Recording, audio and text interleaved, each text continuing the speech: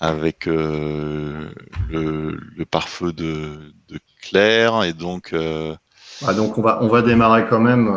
Elle va nous rejoindre. Donc bienvenue à ce webinaire qui est un retour d'expérience de la DRH de la IMSA qui va nous expliquer comment la digitalisation lui a permis en fait d'appuyer sa stratégie QVT et puis bénéficier des retours d'expérience de ses collaborateurs. Donc, pour ce faire, ce matin, on reçoit Claire Mallory, qui est DRH de la IMSA, qui devrait nous rejoindre, et puis Stéphane, qui est CEO de Blixo. Donc, bonjour Stéphane. bonjour Christophe. Du coup, Stéphane, je vais te laisser te présenter, et puis tu vas en profiter également pour nous présenter Blixo dans un premier temps. Ok. Écoutez, bonjour à tous. Je suis ravi d'être là ce matin.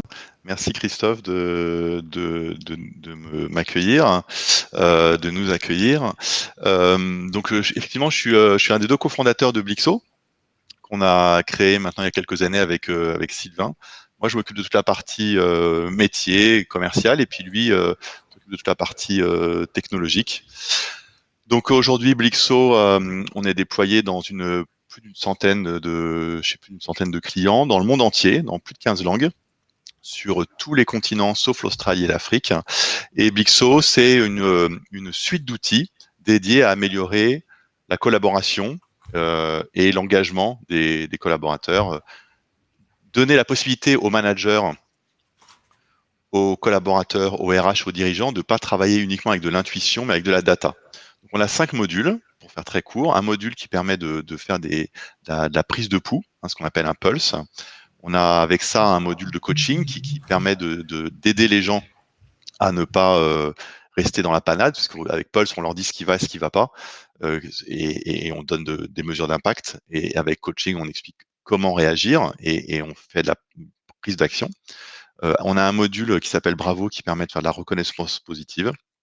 On a un module qui s'appelle 360 feedback, qui est un module assez incroyable de 360, qui est très très évolué et qui permet de faire évidemment des 360 de managers, de dirigeants, mais aussi des 360 de fin de période d'essai pour aider les gens à être mieux intégrés dans l'entreprise, qui permet de préparer les entretiens annuels, qui permet de travailler dans des modes agiles.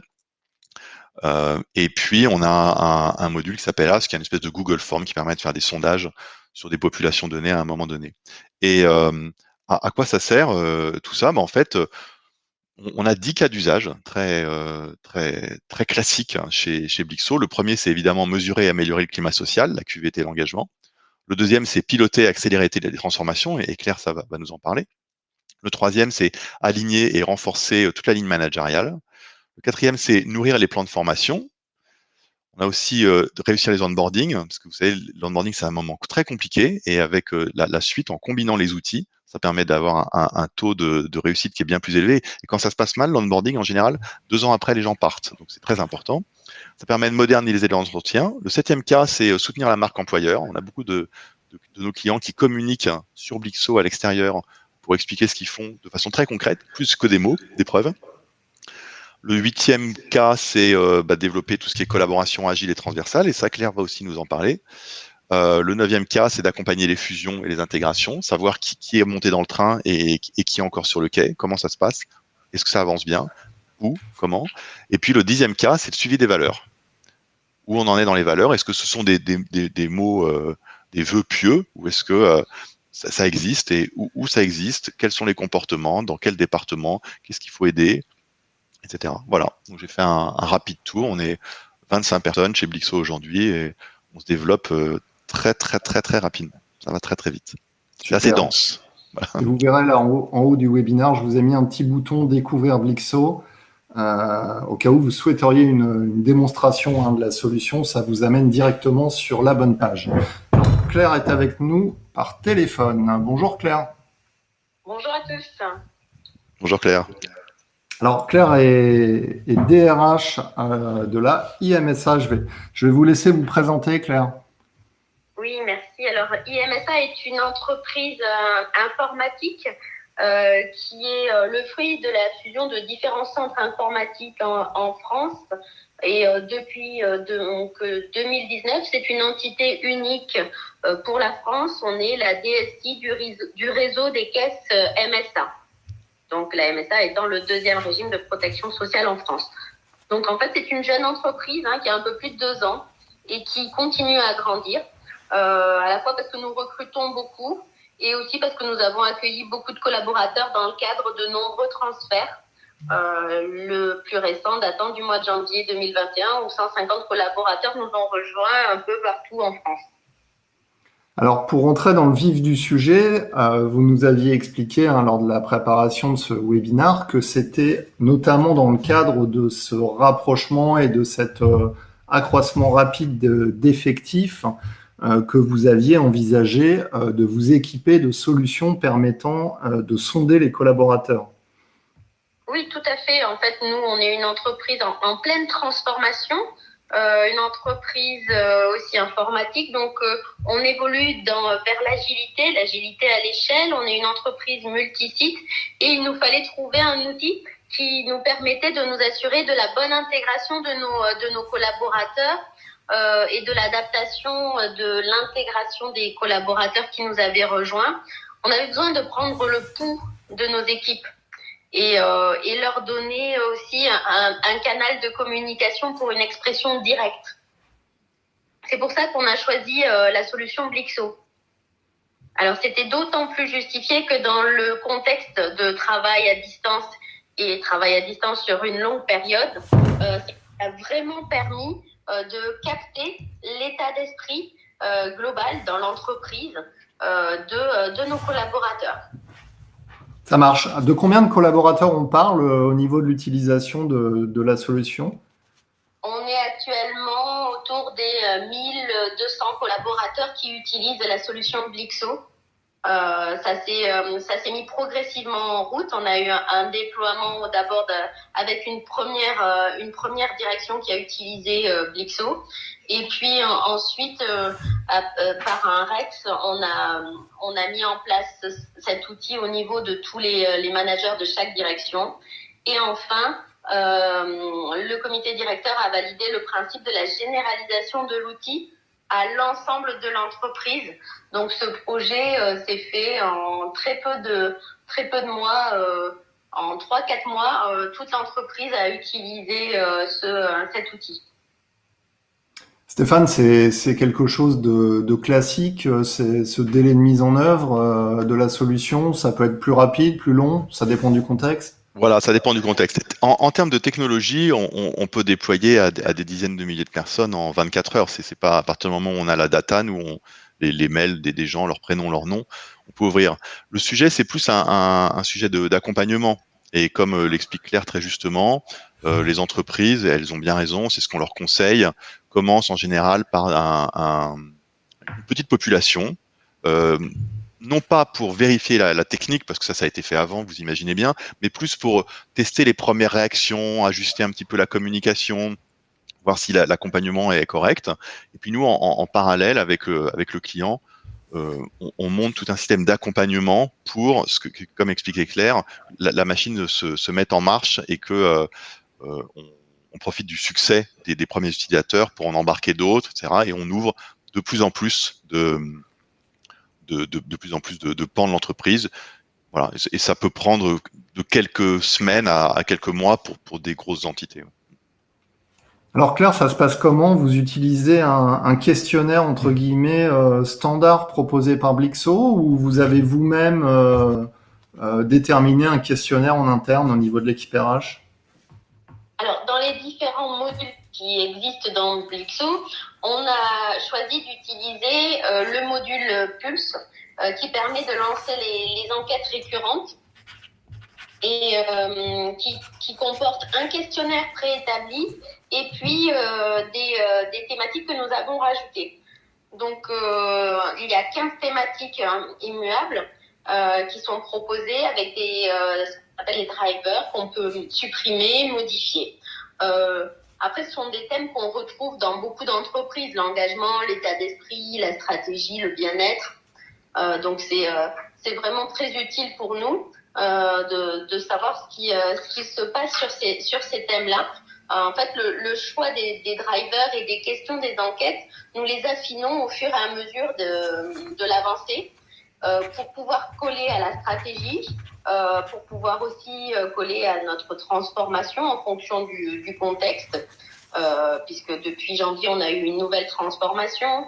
Il y a eu aussi l'acculturation à l'agilité, l'utilisation des Office 365 pendant que nous étions confinés.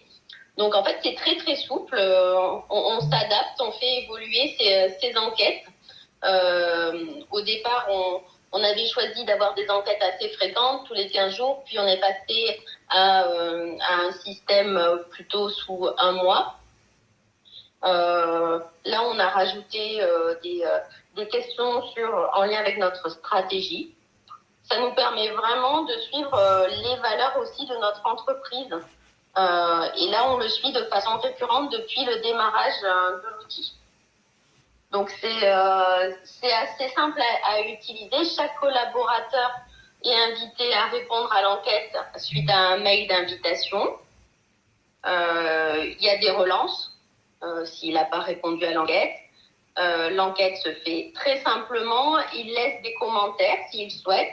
Ces commentaires sont visibles par le manager et par l'équipe RH qui est en charge du projet, des administrateurs en fait de Bixo. Ensuite, chaque direction qui est autonome récupère les résultats, les analyse et l'exploitation des résultats, il faut le dire, est très très simple. En fait, on a choisi aussi cet outil parce qu'il était ergonomique. Nos managers, ils peuvent se comparer les résultats avec les résultats des autres directions, ils peuvent faire des tris. Les tris se font simplement, on peut segmenter, choisir des départements particuliers. Et puis aussi sur Blixo, on a un visuel des résultats des enquêtes. On peut avoir un affichage par des nuages de mots, par certains graphes, ce qui nous permet de diversifier les façons et les supports qu'on va utiliser pour faire le retour aux équipes. Donc l'analyse, après, elle se fait au niveau des directions et au niveau de l'entreprise. C'est ça, c'est exactement ça. C'est-à-dire que on donne la possibilité au client, donc il a la main sur tout, hein, il est complètement indépendant. On donne la possibilité au client de donner des accès aux différents niveaux de l'entreprise selon leur périmètre. Un patron de BU peut voir toute sa BU par exemple, et un manager de proximité va voir juste son équipe, les résultats qui correspondent à son périmètre. Et ça, c'est très très simple à faire en fait, vraiment très simple. C'est vraiment notre force, c'est la flexibilité. Avant de passer à la première question, moi j'avais une question. Comment est géré l'anonymat dans la solution, Stéphane ? Alors c'est très simple. Les gens répondent aux questions, ça passe chez nous, tout est anonymé, c'est crypté en fait, et on restitue. Je vous montrerai après si vous voulez rapidement un ou deux écrans. On restitue que de la donnée collective. Il n'y a jamais de nom, il n'y a jamais de choses individuelles. C'est que la donnée collective, et avec un seuil de confidentialité. C'est-à-dire que si on fait des tris et que finalement on arrive à un échantillon qui est trop petit, trop faible, en deçà du seuil de confidentialité, plus rien s'affiche. Donc on a vraiment un contrat moral entre notre client, tous ses collaborateurs qui répondent aux questions, et nous, on se positionne en tiers de confiance. Alors, il y a une question de Fabrice par rapport à ça qui dit « Lors des captations, à partir de quel taux de réponse estimez-vous l'enquête représentative ?» C'est une bonne question. Alors, en fait, malheureusement, j'ai pas la réponse parce qu'on a des taux de réponse très élevés. Pour vous donner un exemple, à la Maïf, par exemple, il y a pas mal de monde, hein, il y a 10 000 personnes. Ça fait un moment que ça tourne déjà et on est à plus de 70% de réponse. Et à la IMSA, je me souviens plus du taux exact. Claire, je ne sais pas si vous connaissez. On est autour des 70% de taux de réponse sur les enquêtes mensuelles. Et quand on fait des petites enquêtes ponctuelles, on est à 80-85% minimum. Ok, ça répond à la question de Pierre, qui demandait le taux moyen de réponse au questionnaire. Et deuxième question, est-ce que, Claire, la participation a tendance à diminuer au fil des mois ou est-ce que, au contraire, ça augmente ou est-ce que c'est stable ? C'est assez stable. Sur les enquêtes mensuelles, on tourne depuis le lancement autour des 70%.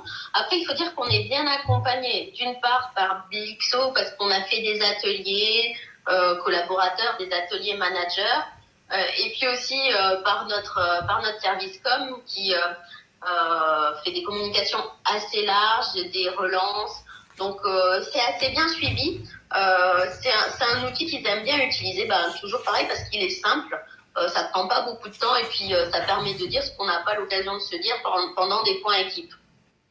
Ça marche. Ça serait peut-être bien, ouais, Stéphane, si tu pouvais nous montrer à quoi ça ressemble. Donc, c'est le bouton rouge partage d'écran, on est d'accord. Ouais, je fais pas une bêtise en appuyant dessus. Ouais. Écran 2, partager. Super. Ça marche? Ouais. Ok. Donc, je vous montre rapidement. Vous voyez, les participants, ils répondent à... Oups là, qu'est-ce qui se passe? Ah. Bon, ça, c'est les joies du direct. Ah ouais, là, c'est pas mal. Là. En général, on cumule sur un webinar, tu sais. Et je suis désolé. Alors, attendez, je ne sais pas ce qui se passe. Arrêtez le partage. Je recommence. J'ai dû faire une fausse manip.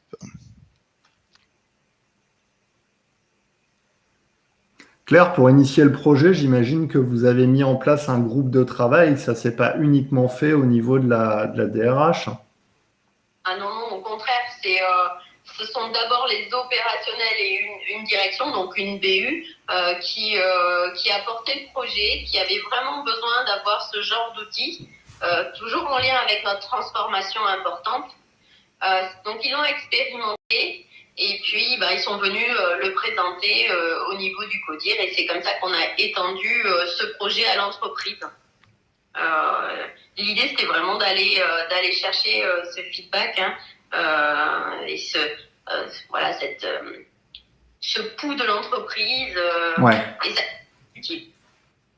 Alors, on voit bien là, Stéphane. Ouais, voilà. Donc là, vous voyez, les gens, ils répondent à cette petite enquête. Donc, ils ont des questions, ils ont un curseur, ils peuvent mettre des commentaires s'ils veulent, et ça prend 1 minute ou 2 de répondre aux questions. Vous avez compris le système. Ouais. Pas de rouge, pas de vert, pas de charge émotionnelle sur l'écran, pas de smiley, on fait les choses sérieusement. Avec ça, en fait, ici, on a les différents modules à gauche de Blixo. Et là, ce dont on parle depuis le début, c'est Pulse. Alors, apparemment, il y a des... Alors, je suis désolé, moi, je suis à Toulouse, il y a des orages pas possibles, donc je ne sais pas ce qui se passe. Bon, oh là là, je suis désolé. Voilà, je suis désolé pour ce lag là, c'est un problème d'internet, je pense. Tu as le flux du webinar qui est déjà lourd. Ouais, peut-être aussi. Alors en fait, là, on est sur Pulse, les résultats de Pulse. Vous voyez, on a le taux d'engagement ici, on a le niveau de participation, et on dit tout de suite quelles sont les forces et les faiblesses de l'équipe. Qu'est-ce qui porte l'engagement et qu'est-ce qui, au contraire, le plombe? À chaque mot correspond une question avec différents indicateurs. Les différents nuages de points dont parlait tout à l'heure Claire, c'est ça. Ici, vous avez les différentes thématiques qui sont répertoriées. Pour chaque thématique, il y a différents points. Par exemple, vous voyez, relations avec mes collègues, on parle d'intégration, de fiabilité, d'entraide et de solidarité. Ici, c'est la note moyenne qui a été donnée à la question. Et puis, on a 3 segments, 3 parties, 3 tiers dans le schéma. Ici, l'impact, les sujets qui ont un impact faible sur l'engagement, les sujets qui ont un impact modéré sur l'engagement et les sujets qui ont un impact fort sur l'engagement. Alors, c'est intéressant parce que ce point-là, finalement, c'est le plus bas. C'est la visibilité sur la carrière, 5 points, donc une note de 5 sur 10 en moyenne. On pourrait se dire, voilà, il faut absolument s'occuper de ce sujet en priorité. Moi, c'est pas exactement le choix que je ferais. J'irais plutôt ici, dans ce cadran-là, et je prendrais ce point, la prévenance, qui n'a pas une note non plus géniale, 6,9, et qui est très haut sur l'impact. Donc, s'il y a une priorité à tester, c'est bien celle-là, sans doute, c'est de travailler là-dessus, sur la partie négative, et puis peut-être de travailler là-dessus, l'intégration, qui est quelque chose qui a l'air plutôt positif. Et ce qui est intéressant, c'est que ce dont parlait Claire tout à l'heure, c'est que Claire, elle étudie selon différents segments. Elle a décidé de catégoriser sa population. Donc là, c'est un petit module de démo que je vous montre. Et par exemple, on pourrait regarder ce qui se passe si on comparait, s'il y avait une différence entre les hommes et les femmes. Alors regardez le nuage de points, il va se recomposer. Si j'étudie les hommes, voilà, vous voyez, les notes, les impacts sont différents. Et si j'étudie les femmes, on voit, alors là, il y a un vrai problème sur ce point-là. C'est la carrière. Pour le coup, dans cette entreprise, les femmes ont un vrai sentiment de frustration sur la carrière qui est très haut avec un très fort impact. Donc c'est un vrai sujet qu'il faut traiter. Alors c'est marrant parce que c'est une question que j'allais te poser par la suite dans les cas d'usage. Donc dans les cas d'usage, on peut aussi travailler la problématique d'égalité homme-femme. Exactement. Voilà. Alors on a une question de Gérard qui nous dit, pouvez-vous nous donner un exemple concret d'amélioration d'un ou plusieurs indicateurs QVT, Claire? Oui, alors nous, on a travaillé sur le rythme de travail. Et donc, il y a une... donc, un drive, donc c'est dans la thématique bien-être. On a introduit un driver sur le rythme soutenable. Et la question qui est posée, c'est est-ce que mon travail est bien organisé? Est-ce que j'ai un rythme soutenable? Et du coup, on a eu des réponses qui nous a permis après d'avoir un plan d'action en lien avec cette thématique-là que l'on a pu cibler sur des directions qui pouvaient être très impactées par la charge de travail. Et concrètement, ça veut dire que vous avez fait ensuite repasser l'enquête sur le même sujet, que vous avez constaté une amélioration dans les réponses? Ouais, tout à fait. On a pu avoir des réponses où, en effet, les salariés laissaient les commentaires en disant que ça s'était amélioré ou qu'ils avaient pu noter une attention plus particulière de leur manager sur leur temps de travail et sur l'organisation des projets. Donc, ça nous permet de suivre les évolutions direction par direction sur ce thème-là. Alors, c'est très très important du coup d'avoir cette thématique qui a été rajoutée récemment. Céline nous demande des exemples d'actions concrètes par rapport à cette thématique. Là, je vous parlais du temps de travail. Après, c'était sur la satisfaction, parce que c'est bien d'avoir aussi un système de retour de feedback positif auprès des collaborateurs. Donc, on a, dans la thématique sur l'influence, on a mis un driver, donc satisfaction client, satisfaction salarié, et on a mis des genres de questions. Donc, mon travail donne satisfaction. Et donc, on a pu travailler sur l'aspect positif, l'engagement du collaborateur dans son travail. Et ainsi, on a pu voir qu'il avait un sentiment d'être plus valorisé, et ce retour positif a agi sur la qualité de vie au travail. Stéphane, de toute façon, dans un premier temps, je dirais que le premier niveau d'action, c'est ce fameux feedback. En soi, c'est une action positive, le feedback. Exactement, en fait, de demander à quelqu'un comment tu vis le truc, qu'est-ce que tu en penses, est-ce que tu es bien dans tes baskets, c'est déjà un cadeau, c'est une marque de respect. C'est pour ça que les taux de participation sont très élevés, parce que les gens attendent qu'on leur pose des questions. Et ce qui est intéressant, comme le décrit très bien Claire, c'est que tout à l'heure elle le décrivait, c'est le tamis de questionnement est très fin. Le manager, il le fait le matin, il dit à tout le monde salut, comment ça va? Alors on répond de façon un peu automatique, ça va très bien et toi? Donc c'est pas très intéressant.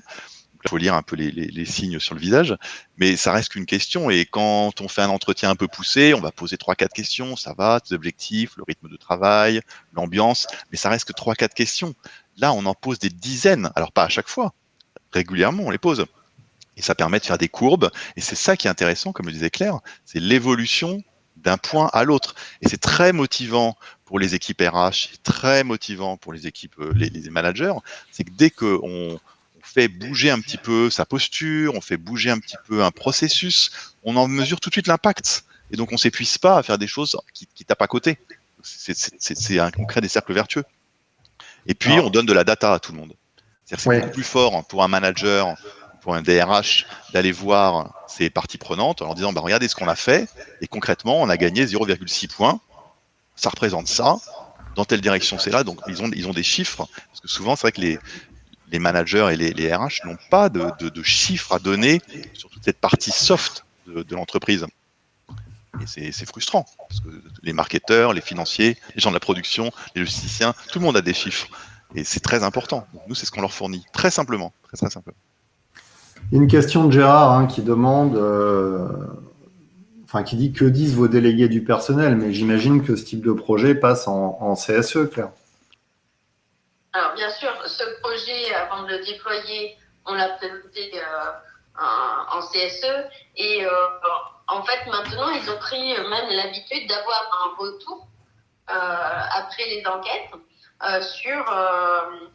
sur les résultats. Alors bien sûr des résultats consolidés, des résultats entreprises, mais du coup on suit un certain nombre. Donc je vous parlais de nos valeurs. Donc on a 3 valeurs clés chez IMSA que l'on suit, mais également tout ce qui est en lien avec les marqueurs forts et les marqueurs faibles. Donc on a une espèce de fil rouge qu'on s'est mis à suivre avec les évolutions d'une enquête à une autre. Donc ils sont très très intéressés. Oui, et ce qui est intéressant, c'est que ça objective la donnée. On n'est plus sur du bruit de couloir, on n'est plus sur de la radio-moquette. C'est de la...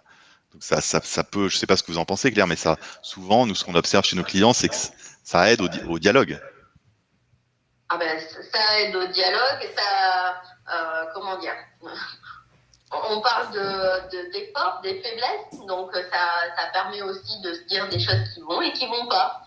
Donc nous certaines problématiques avant qu'elles explosent. On a aussi un système qui fait ce sont des signaux faibles qui nous remontent, et ces signaux faibles, ils ont toute leur importance. Alors, c'est vrai qu'on a l'impression que là, il y a beaucoup d'entreprises qui sont, je parle pas pour vous, Claire, qui se sont réveillées pendant la crise et qui se sont dit, maintenant, il faut mettre un outil en place parce qu'on n'a plus aucune visibilité sur ce qui se passe en interne. Et donc, elles ont plutôt réagi à une crise, alors qu'en fait, ce type de solution permet principalement, normalement, de faire de la prévention. Et de ne pas arriver comme un pansement. Claire? Ça peut arriver à tout moment. Nous, on avait déployé l'outil, je dirais, un petit peu avant la crise. Et là, on l'a déployé à l'ensemble de l'entreprise entre les 2 confinements. Oui, c'est ça, entre mars 2020 et fin d'année 2020. Donc, c'est pas qu'un outil de gestion de crise. Pour moi, c'est vraiment un outil qui se suit dans le long terme, qu'on s'est adapté avec vraiment, comme je vous dis, on travaille sur nos forces et nos faiblesses d'entreprise. Ouais. Et c'est important. Une question de François qui dit, plutôt pour toi Stéphane, qui dit: comment garantissez-vous la qualité de la data et comment les questions sont construites? Comment validez-vous la cohérence interne des questionnaires? Alors, les questions, donc nous, on livre la plateforme avec un pool de 39 questions qui sont largement utilisées par la plupart de nos clients, mais toutes ces questions peuvent être modifiées par le client, elles peuvent être supprimées, on peut en ajouter, on peut en mettre en pause à différents moments. Ça, c'est le fonctionnement. Le client a vraiment la main. Ces questions, elles sont universelles. C'est le sujet de l'engagement, il est étudié depuis maintenant plus de 20 ans par les plus grandes universités du monde, par les plus grands cabinets de conseil. Donc franchement, je vais pas, faut être simple, on n'a rien inventé sur ce sujet. C'est pas le sujet des questions, les sujets, il suffit de se baisser pour les trouver. Ce qu'on a fait nous, c'est que on les a réaménagées, repensées pour qu'elles soient pas trop nombreuses et qu'elles puissent couvrir un champ suffisamment important et utile pour l'entreprise. On a fait ça avec un comité scientifique dans lequel il y avait des consultants, des psychos, un médecin, des ergonomes. C'est un travail ultra classique. Ça fait maintenant presque 5 ans qu'elle tourne. Et voilà, je pense qu'il y a plus de débat sur ce sujet. On travaille avec des petites entreprises et puis des très grands groupes, par exemple comme le groupe Total, qui évidemment nous ont challengés sur le sujet et les questions n'ont pas bougé d'une virgule depuis 4 ans et demi maintenant. Ça marche. Oui, je pense qu'il y a un niveau de maturité aussi voilà, aujourd'hui. Les solutions et les questionnaires ont été largement éprouvés. Gauthier pose une question et j'allais venir à ce sujet. Il dit: l'utilisation de l'outil n'entraîne-t-il pas un bypass du rôle managérial et humain? En fait, la question c'est évidemment, cet outil permet de donner de la data, de l'information au manager, mais comment ça marche? Est-ce que ça renforce la qualité du management parce qu'effectivement, il a plus de data, mais on imagine aussi que certains managers vont se retrouver en risque, puisque l'outil permet une transparence totale et une libération de la parole. Comment ça se passe, Claire? Ce que je disais un peu tout à l'heure, c'est que ça les challenge, nos managers. C'est-à-dire qu'ils ont en effet de la data, ils ont des moyennes, donc ils peuvent se comparer d'une direction à une autre, d'une équipe à une autre. Ils ont des commentaires. Donc de suite, ils vont pouvoir avoir ce retour de leur équipe sur leurs pratiques. Ils vont pouvoir rectifier le tir, anticiper les problèmes. Et quelque part, ils s'auto-évaluent eux-mêmes. Donc, c'est même pour eux un outil pour les faire grandir dans leur rôle managérial. Donc, je trouve que ça vient compléter l'action du manager. Alors, je me suis rendu compte que d'une direction à une autre, il l'utilisait pas forcément de la même façon, il ne faisait pas la même restitution en équipe. Mais en fait, peu importe. L'intérêt, c'est qu'ils se servent de l'outil et qu'ils le partagent avec les collaborateurs et que les collaborateurs aient l'impression qu'il y a vraiment une utilité à l'outil. Et c'est le cas. Ouais, c'est exactement ça. J'aimerais juste compléter, en fait, c'est surtout un outil d'aide. D'abord, ça engage l'équipe. C'est-à-dire que c'est pas l'outil du manager. On forme nos clients à faire ce qu'on appelle des Blixo Time, c'est-à-dire le moment de partage du manager et de l'équipe, où l'équipe comprend qu'elle fait partie. Elle est un système, c'est systémique, une équipe. Et moi, en tant que collaborateur, j'ai un impact sur mes collègues et sur ce qui se passe dans l'équipe. Alors, il y a une part qui est due au manager, mais il y a aussi une part à chacun. Et par exemple, on étudie la stratégie. Est-ce que je vous parle assez de la stratégie? Est-ce que vous comprenez la stratégie? Est-ce qu'elle est... Et ça, si vous voulez, c'est de la communication. Le manager peut parler beaucoup de la stratégie. Si les gens s'en emparent pas, peut-être que voilà, ça c'est la première chose. Puis la deuxième chose que j'aimerais dire, c'est que la question que vous avez posée, je ne sais plus qui, sur la tech et le management, c'est une question de fond qui est hyper importante. C'est que la tech a complètement transformé, est en train de complètement transformer le rôle du manager. Avant, il fallait passer par le manager pour avoir un feedback sur son travail, il fallait passer par le manager pour pouvoir parler au N+2, il fallait passer par le manager pour avoir de l'information, pour apprendre, etc., etc. Maintenant, c'est plus le cas. Je peux envoyer un message au PDG si je veux avec mon Teams. Je peux apprendre directement avec les différents outils qu'on me donne. Je peux avoir de la transversalité facilement. C'est d'autres gens ou des systèmes qui me donnent mes objectifs, qui me font du feedback sur mes objectifs, parce que j'ai des KPI. Et donc, ça, Blixo, ça participe à ça. Et donc, en fait, le rôle du manager, il a complètement évolué. Il est en train d'évoluer plus dans un rôle de coach, de gestion de la bonne relation, de gestion de la confrontation. Ok, on t'a donné, aujourd'hui, par rapport à il y a 20 ans, tu peux prendre beaucoup plus de décisions. Mais ces décisions, cette autonomie, elle est intéressante si tu te frottes aux autres, et en fait, c'est ça le rôle du manager. Et avec la data et avec la transparence et la simplicité qu'apporte Blixo, ça l'aide dans ce sens-là. Donc, on aide la transformation managériale, de posture managériale, qu'ont naturellement les gens de 25-30 ans, qu'ont moins les gens de 50 ans comme moi. Donc, on les aide, ça les aide. Alors, Corinne dit, est-ce qu'il n'y a pas un risque que les managers soient jugés à partir de ces résultats? Est-ce que les managers sont jugés par rapport à des retours salariés? Claire? On n'est pas du tout dans cet état d'esprit-là avec cet outil. On est là pour récupérer de l'information, partager avec les collaborateurs et améliorer, proposer des plans d'action. Donc c'est positif, c'est challengeant. Donc pour nous, en tout cas sur IMSA, c'est vécu dans un bon sens. En fait, tout est une question de présentation de l'outil, en fait. Oui. C'est ça. C'est la façon dont sont rédigées les questions, l'UX, la façon dont c'est communiqué, c'est exactement ça. Et là, on parle depuis quelques minutes du manager, mais on n'interroge pas que ça. On interroge aussi sur est-ce que tu fais confiance en tes collègues? Est-ce que quand tu dis quelque chose, quelqu'un t'écoute? Est-ce que tu te sens inclus? Est-ce que tu comprends la stratégie? Est-ce que tu as l'impression que l'organisation de ton travail est cohérente par rapport aux objectifs? Donc en fait, on parle aussi de moi, on me parle de moi, pas que de ma relation avec mon manager. Et donc, les questions sur le management, il y en a 2-3 sur 40. Donc c'est pas si important que ça. Donc le sujet, il n'est pas du tout focus là-dessus, mais il aide les managers à lui-même pouvoir aider ses équipes. Alors, il y avait une question tout à l'heure de Marion qui demandait si l'outil permettait de faire des évaluations à 360.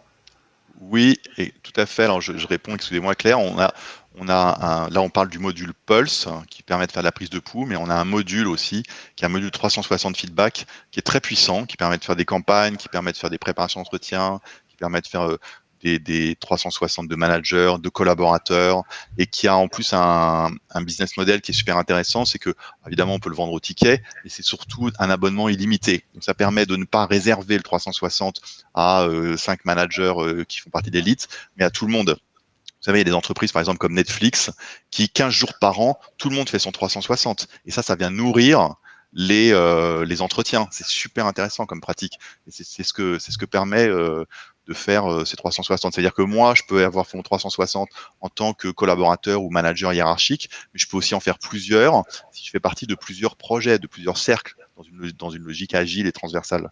Voilà. Alors, tu peux peut-être présenter le reste de la suite parce qu'on nous demande aussi si tu fais les entretiens professionnels obligatoires. Alors, non, en fait, on fait pas les entretiens professionnels obligatoires, mais avec le 360, on a un modèle. Donc, il y a des modèles qui permettent de préparer l'entretien. Donc, d'arriver avec des informations qui sont pas simplement dichotomiques. Mon manager contre moi, je mets vraiment entre guillemets le contre, mais le point de vue du manager, mon point de vue que j'ai rempli dans le même outil, et puis le manager de les avis de mes parties prenantes. Donc je vais partager rapidement l'écran si tu veux, Christophe. Alors, vas-y. Partager. Voilà, donc là on était en Pulse tout à l'heure.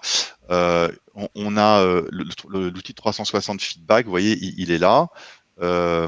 Donc avec toutes sortes de modèles déjà existants, comme feedback collaborateur, gestion de projet, évaluation de fin de période d'essai, qui permettent aux gens de comprendre où ils en sont dans la culture, est-ce qu'ils sont loin encore de la culture ou pas.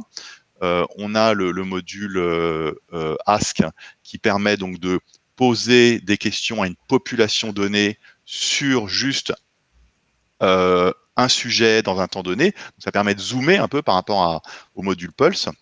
Et puis, on a le module de coaching. C'est pas mal pour le retour au bureau, ça, par exemple. Oui, exactement. Le module de coaching qui permet, en fait, donc d'engager les gens dans l'action. On m'a dit qu'il y avait un problème dans Pulse, et on m'a donné, il y a du micro-learning, je m'engage dans l'action, et qui permet aussi au RH de voir où est-ce que ça bouge dans l'entreprise, sur quel sujet. Est-ce qu'il y a de la prise d'action? Tiens, il y a eu une action en décembre, il y a eu 3 actions qui ont été lancées en juin. Où est-ce qu'elles en sont? Dans quel domaine c'est? Et puis le dernier module, c'est bravo. Vous savez, le sentiment de manque de reconnaissance, c'est un fléau dans l'entreprise. On attend de la reconnaissance positive de son manager et ça vient rarement. Et c'est la cause de 75% des départs. Donc c'est un coût monumental. Et la reconnaissance, en fait, elle peut venir aussi des pairs, sans aucun problème. Et donc là, ce qu'on a, vous voyez, on a un petit fil Facebook, en fait, où on va envoyer un bravo à quelqu'un. J'envoie un bravo à Tao. Je dis bravo, très bon rendez-vous client, tu avais très bien préparé, c'est super. Je lui envoie le bravo. Le bravo va afficher, donc là, voilà, il va afficher dans le fil Facebook. Tout le monde va le voir. Et donc, j'ai des collègues qui vont peut-être le liker. Donc, ça me rajoute de la reconnaissance. Et puis, sans doute que, en fait, ce qu'on fait, c'est qu'on nudge le manager, parce que le manager, il voit ça, il dit, mais oui, c'est vrai, Tao, c'est toujours la très bonne préparation. Paf. Et là, bingo, on a de la reconnaissance de pairs et la reconnaissance de mes managers. Et ça permet d'ancrer les valeurs. Parce qu'il y a des systèmes d'hashtag où on peut dire, voilà, comme notre valeur créativité, c'est vraiment là, on est bien en phase, etc. Donc là, vous voyez, il y a les 5 modules qui sont là. Donc Pulse, coaching qui aide, Ask, feedback et bravo. Je ne veux pas monopoliser la parole, donc je vais tout de suite. Ça marche. On a une question de Céline sur le top management qui demande si le top management joue le jeu parce qu'elle constate, alors elle est membre d'un CSE, que les managers intermédiaires sont assez sensibilisés aux questions, mais que plus on grimpe dans la hiérarchie, moins la direction joue le jeu. en termes, j'imagine, d'utilisation de l'outil, d'implication. Je vais peut-être pas poser la question à Claire, je vais poser la question à Stéphane, s'il constate ça aussi de son côté ou... Alors en fait, malheureusement, Céline, nous, on vit un peu l'expérience opposée. C'est-à-dire que en général, un test, ça commence par la direction et une petite équipe, donc deux choses assez opposées. Ce qui se passe, c'est que en général, les comex veulent tester, c'est normal, ils testent. Et au début, les gens se disent bon non, mais nous, les résultats, on les gardera pour nous. Et puis après quelques semaines de tests, ils disent mais c'est vraiment génial, il faut absolument que je puisse ouvrir ça à mes N-1 parce que moi ça m'aide en tant que manager. Il faut pas que mes N-1 soient privés d'un tel outil et c'est comme ça que ça descend dans l'entreprise en fait. Et donc non en fait. Tout le monde l'utilise en fait, ce qu'il faut bien comprendre, c'est que l'utilisation elle est différente. Le top management, il va avoir une utilisation très consolidée, ce que permet l'outil. Il va avoir des masses d'overview, et alors qu'un RH de proximité, lui, il va vraiment passer du temps dans la data, mais sur son établissement, sur son BU, sur son métier, et un manager sur son périmètre, mais peut-être que quelques minutes par mois. Parce qu'il n'y a pas beaucoup de temps pour plus, mais la plateforme, elle est pensée pour ça. Différents niveaux d'utilisation, différentes profondeurs d'analyse, de choses très très consolidées pour les directions générales, à des choses très très très très détaillées avec l'extraction de données pour les RH. Christophe, si je peux me permettre de rajouter, pour compléter ce que dit Stéphane, notre directeur général est le premier à parcourir tous les commentaires de chaque enquête. Et il répond, enfin, il est vraiment concerné. Et moi, j'ai la chance d'avoir sur IMSA un top management très concerné. Super. Alors, une question, Claire. Tout à l'heure, j'ai parlé rapidement là, en voyant les solutions possibles avec Blixo, là, de la problématique du retour au bureau. J'imagine que vous la vivez également, cette période de salariés qui étaient en télétravail, qui vont revenir progressivement dans les locaux. Oui, tout à fait. On a prévu de rajouter des questions, justement, en lien avec la crise sanitaire. Ça fait partie des nouveaux thèmes qui seront dans nos enquêtes. Ouais, sur sur les conditions de travail, finalement. Vous vous posez aussi la question du télétravail et de mise en place d'un accord ou de modification. Est-ce que c'est aussi des questions qui peuvent être posées via un outil comme Blixo aux collaborateurs? Oui, on l'avait déjà mis sur le télétravail complet. Quel était l'impact du télétravail 5 jours sur 5 ? Est-ce que c'était émotionnellement compliqué ? Est-ce que ça limitait la collaboration ? Enfin, on a introduit différentes questions.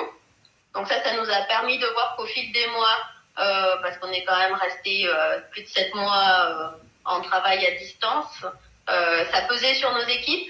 Et là, avec le retour sur site et le mode de travail hybride, on va de nouveau adapter nos questions pour voir ce qu'attendent nos collaborateurs en termes de télétravail. Ouais, parce que j'ai l'impression que c'est un peu la question du mois de juin pour, on va dire, 99% des DRH, de se dire, bon, bah, comment j'organise le télétravail maintenant de manière pérenne, comment je vais ou pas le proposer à mes collaborateurs à la rentrée. Oui, tout à fait. C'est une forte attente. C'est un changement culturel. On ne travaillera plus comme avant. On rentre dans un mode où on est partagé entre le présentiel et ce distanciel. Et si on fait du présentiel, qu'est-ce que je viens faire sur site ? Ouais. C'est ces questions-là qu'on est en train de travailler avec notre management. Mais alors ça, Stéphane, j'ai envie de dire que c'est un peu une aubaine pour toi parce que finalement, le télétravail, ça renforce le besoin d'utiliser Blixo, parce qu'on a pu les salariés face à face chaque matin pour jauger de leur humeur, de leur niveau de satisfaction. On est obligé d'avoir un outil. Alors en fait, je pense qu'avant on était déjà obligé d'avoir un outil parce que Alors, c'est une aubaine, disons que je sais pas si c'est une aubaine pour nous. Non, mais Non, mais, blague. t'as raison, je comprends. Je pense que c'est une aubaine pour tout le monde. Parce que, vous savez, c'est, quand on manque quelque chose, on s'aperçoit que c'était si important et est-ce qu'on le faisait bien? Et en fait, c'est pas parce qu'on se voit, c'est pas parce qu'on se croise dans le couloir ou qu'on se dit un petit, ce que je disais tout à l'heure, salut, ça va? Ouais, ça va, et toi? On sait vraiment les choses. C'est pas parce qu'on croit capter des choses à la machine à café que ces informations sont vraiment fiables. C'est pas parce que on se dit oh là là, j'ai refusé des augmentations, ça va être horrible, ils vont tous être démotivés, il faut que je fasse quelque chose, que c'est Ouais. vraiment le cas. Et c'est ce qu'on voit avec Bixo. Parfois, la grande question dont on craint, le sujet dont on craint un impact dingue, on s'aperçoit que non, ça n'a pas beaucoup d'impact. Ok, les gens sont déçus, mais ça n'a pas beaucoup d'impact. Ce qui a beaucoup d'impact, au contraire, c'est tel sujet. Donc, Ouais. oui et non. Je pense que c'est très salvateur pour la plupart des entreprises qui réalisent qu'en fait, de plus avoir ce contact, ça dit qu'il faut avoir du contact, mais pas que. Ça suffit pas le contact. Voilà. Mais est-ce que la crise a, selon toi, quand même accéléré la prise de décision quant à la mise en place de ce type de solution en entreprise? C'est très difficile de répondre parce que en fait, au même moment, il y a la crise et il y a l'époque. C'est-à-dire que nous, ça Ouais. fait 4 ans, 4-5 ans qu'on existe. On se développe assez rapidement. Alors, ok, on se développe rapidement. On a continué à se développer rapidement pendant la crise. À la limite, ça nous a un peu compliqué le jeu, pour être honnête, parce que les entreprises ont été un peu pétrifiées. Je comprends, elles avaient un peu autre chose à gérer que ce sujet-là. Les budgets ont été un petit peu serrés, donc il y a eu un peu d'attentisme sur ce sujet. Donc, je pense que l'époque fait que il faut du feedback, hein, il faut de la transparence, hein, il faut de la data pour les RH. Est-ce que le Covid a accéléré les choses? C'est difficile. J'ai trop de biais, je pense, pour répondre. Je réserve ma réponse. Ça marche. Claire, est-ce que vous envisagez, on a parlé par exemple là, du module 360, de mettre en place ce type de fonctionnalité dans les mois à venir?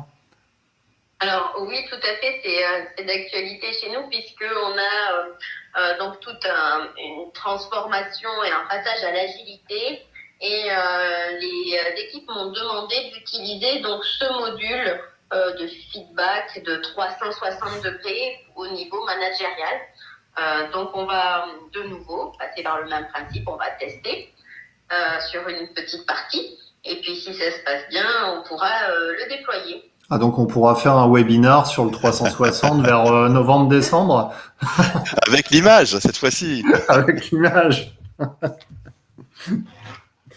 Ok, alors une question qu'on n'a pas abordée, on va pas rentrer dans les détails, mais aujourd'hui, ces solutions sont, alors j'allais dire, sont, il y a plus de problématique de prix aujourd'hui, j'imagine. On n'est pas sur des solutions qui coûtent des centaines de milliers d'euros, Stéphane. Ah non, ça vaut même pas le prix d'un café par collaborateur et par mois. C'est rien. Et ça, et ce qu'il faut voir, c'est que une une entreprise qui utilise ce genre d'outils systématiquement, alors c'est pas moi qui le dis, hein, c'est étudié, il y a des études Harvard, il y a des études Gartner, il y a des études, tout le monde étudie ça, systématiquement améliore sa rentabilité, améliore son service client, améliore sa performance, mais quand je dis améliore, c'est deux chiffres, hein. Ça améliore vraiment.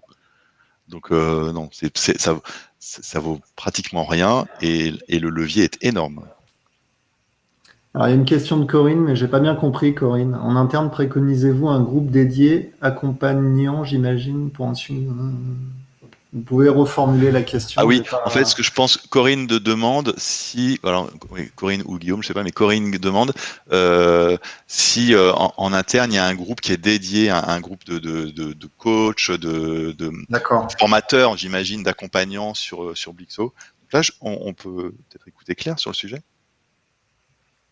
Oui, c'est ça. Claire?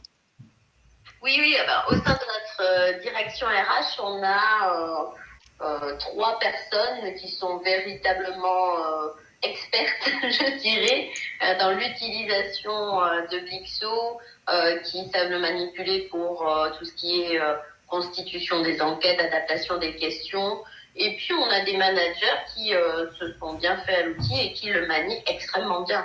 Ah, ça veut dire que vous êtes autonome sur la création de questionnaires? Oui. Ok. C'est le cas de la plupart des clients, Stéphane? Ah oui, oui. En fait, les clients, ils peuvent en faire autant que nous. Donc nous, notre objectif, c'est d'en faire le moins possible, hein, et de donner le plus d'autonomie au client. Donc le client, c'est lui qui peut rajouter des questions, en enlever, mettre en pause. Il voit ses enquêtes à l'avance, les programmer, les déprogrammer. Et puis ça se fait vraiment en 2 clics. Il veut rajouter un segment. Tiens, j'aimerais étudier maintenant selon l'ancienneté. Ouais. Ça se fait très très simplement. On a comme ligne de conduite, nous, simple, sérieux et robuste. Donc tout est pensé pour que ça soit très simple d'utilisation, sérieux et robuste. Pour un petit exemple, on a des webinars chaque semaine de formation qui sont en open bar et ils sont toujours vides. Parce que les gens, en fait, là je vous ai montré très rapidement, mais quand on démarre, on forme évidemment les utilisateurs et en 2 ou 3 fois 30 minutes, les gens ont tout compris et on les revoit plus. D'accord. Alors, on arrive à la fin de ce webinaire. Stéphane, une question, c'est quoi un peu la roadmap de Blixo là, pour les mois à venir? Est-ce qu'il y a des nouveautés, des choses qui vont arriver? Alors oui, tous les trimestres à peu près, on sort un groupe de nouveautés. Donc là, on vient de sortir quelque chose de très intéressant. Maintenant, on peut passer une question. C'était un sujet qui était important. On est en train de développer différentes fonctionnalités qui vont permettre une utilisation encore plus proche des besoins des entreprises sur leur organisation, qui sont pas forcément toujours hiérarchiques. Vous voyez, il y a des organisations matricielles, etc. Donc, et puis, on a un gros sujet qui est l'accélération internationale. Donc la plateforme est déjà dans 15 langues. On est utilisé par des clients français dans le monde entier. Mais maintenant, on va adresser aussi des clients internationaux. Ça marche. Claire, les projets à venir en termes d'utilisation de Blixo et puis en termes de stratégie QVT plus généralement? Vraiment continuer à avoir ce taux de participation et la qualité des commentaires qui nous sont transmis par les collaborateurs pour pouvoir suivre différents drivers, valeurs, IMSA et continuer à faire progresser l'ensemble de la politique RH et du management de l'entreprise. Donc sûrement avec le déploiement de nouveaux modules, comme je vous disais tout à l'heure aussi. Super. Dernière question de Corinne. Claire, est-ce que les questionnaires sont validés par le CSE?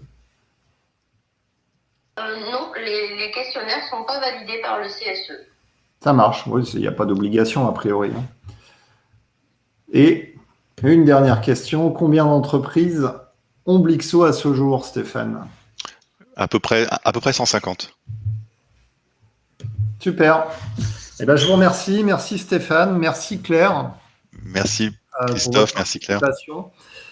J'espère qu'on pourra en refaire un en conditions normales, mais je pense que bon, on a quand même pu discuter convenablement. Merci à toutes et à tous. Je vous souhaite une excellente journée et vous pourrez visualiser le replay de ce webinar cet après-midi sur MyRHline. Bonne journée. Merci Claire. Merci Stéphane. Au revoir. Au revoir.